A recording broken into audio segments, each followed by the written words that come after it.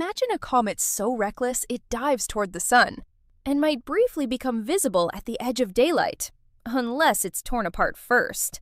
In January 2026, sky surveys picked up a new visitor, Comet C-2026A1, often described as a sun grazer.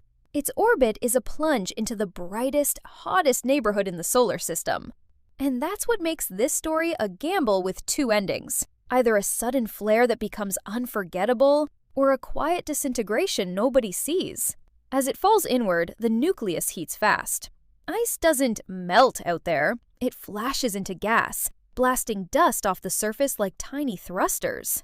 A coma blooms, a tail begins to form, and the comet can brighten dramatically over days. Then, the weird part. Near the sun, dust can glow from a geometry trick called forward scattering. If the angle is right, sunlight bounces through the dust toward Earth like a flashlight aimed at your face.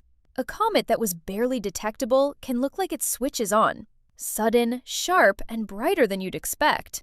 But that same close pass is a stress test. Heat can crack the nucleus. Tidal forces can stretch it. Jets can spin it.